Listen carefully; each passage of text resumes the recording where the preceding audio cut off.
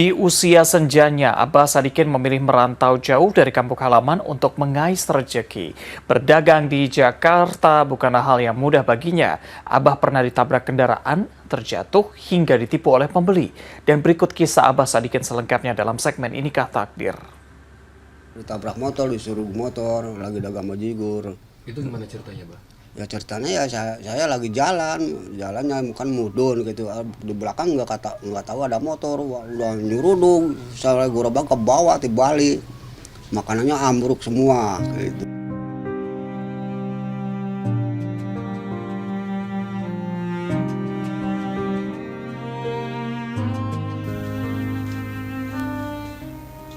Tahun ini, Abah Sadikin menginjak usia 70 tahun. Namun, di usia senjanya, Abah memilih meninggalkan keluarganya di kampung untuk mengais rezeki di Jakarta sebagai pedagang kue rangi. Kegiatan Abah setiap pagi dimulai di kontrakan kecil yang berada di Kelurahan Cipinang Muara, Jatinegara, Jakarta Timur. Sebelum berjualan, Abah menyiapkan adonan untuk kue rangi yang akan ia jajakan. Beberapa butir kelapa tua ia parut dan dicampur dengan 3 kg tepung sagu. Untuk pemanisnya, Abah melarutkan 1 kg gula merah yang dicampur dengan beberapa sendok tepung tapioka.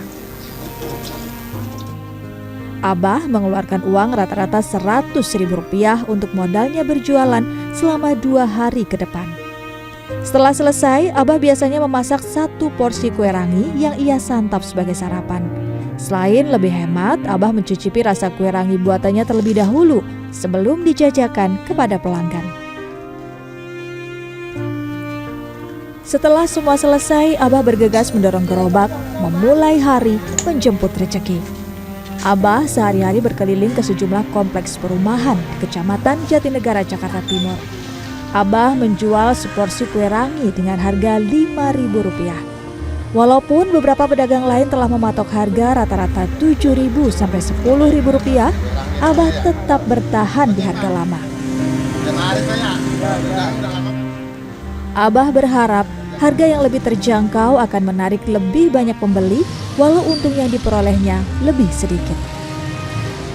Emang dia sih dari dulu kelihatannya emang semangat terus dia kerjanya emang jarang pulang juga jarang dia. Kadang-kadang 3 bulan baru pulang dia. Iya emang motivasi buat kita yang masih muda gitu ya.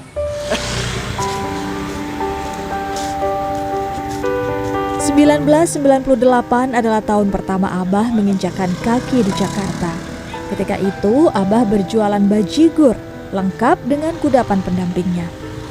Namun, 5 tahun yang lalu, Abah memutuskan untuk berhenti menjual bajigur dan beralih menjadi penjual kue rangi. Selain modalnya tak terlalu besar, Abah terpaksa beralih setelah tertabrak motor. Kecelakaan itu membuatnya trauma hingga saat ini. Udah ditabrak motor, disuruh motor, lagi dagang bajigur. Itu gimana ceritanya, Bang? Ya ceritanya ya saya lagi jalannya kan mudun gitu. Di belakang nggak tahu ada motor, udah nyurudung, saya gerobak ke bawah, dibalik, makanannya ambruk semua. Gitu.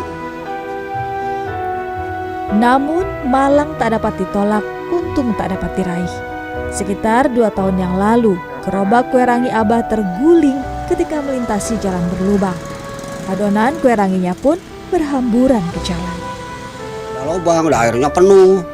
Itu jadi yang sebelah rodanya ke bawah, yang satunya di atas, jadi dibalik bisa nggak nggak bisa ditahan, dibalik semua gitu.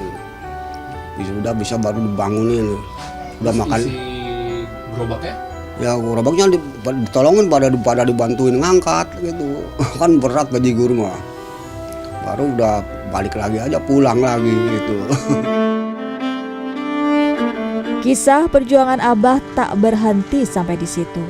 Tepat setahun yang lalu, Abah pernah ditipu oleh seorang warga yang berpura-pura membeli dagangan miliknya. Minta kue rangi, pesen kata kue rangi 8 biji bah. Baru bikin 3 biji, malah pinjam uang dulu bah, karena mau nembus motor cana di bengkel, katanya begitu. Berapa? 50.000 aja. Dikasih, dikasih, udah ada 1 jam lah ditunggu, nggak datang. Sampai disusul ke pasar, nggak ada orangnya, atau kemana, kabur kali gitu. Menjelang siang, matahari perlahan tertutup oleh awan hitam. Tak lama kemudian, hujan lebat pun turun membasahi jalan. Abah bergegas menepi, mencari tempat untuk berteduh. Gerobak usang milik Abah memang mudah kemasukan air. Kalau sudah begitu, adonan sagu miliknya menjadi lengket dan tak dapat diolah menjadi kue rangi. Puluhan tahun hidup sebatang kara di ibu kota, Abah rela menahan rindu terhadap ketiga anaknya. Pekerjaan yang tersedia di kampungnya memerlukan kekuatan fisik, sementara tenaga Abah tak lagi sekuat ketika ia masih muda. Ya, kamu mah dikit, nggak ada yang beli banyak kayak Jakarta. Jakarta kan kemana-mana muter gitu. Kalau di kampung berapa orang? Dikit jadi. Hujan mereda. Meski masih hujan rintik-rintik, Abah kembali berjualan. Namun kali ini, Abah melangkah dengan lebih berhati-hati. Bukan sekali dua kali, Abah terpeleset karena licinnya jalanan. Jatuh kayaknya di kebun. Jatuh terus jadi sakit. Jadi wah sebulan mah nggak bisa tidur aja, nangis terus. Sampai diurut ke tukang urut berapa balik. Masih anggar terus ke dokter ada 10 dokternya terus. Setengah jam berkeliling, tiba-tiba hujan lebat kembali turun. Abah bergegas menepi mencari tempat untuk berteduh. Memang akhir-akhir ini pemasukan Abah tengah turun drastis akibat hujan. Jika sebelumnya Abah mampu mengantongi untung bersih sedikitnya Rp50.000 sehari, beberapa pekan terakhir Abah hanya mengantongi rata-rata Rp20.000 saja. Abah biasanya pulang ke kampung halamannya Desa Babakan Mulya, Kecamatan Kuningan, Jawa Barat setiap 3 bulan sekali. Namun sudah setengah tahun terakhir Abah tak pulang, lantaran kondisi keuangannya tengah menurun drastis. Tak lama kemudian azan sholat asar berkumandang.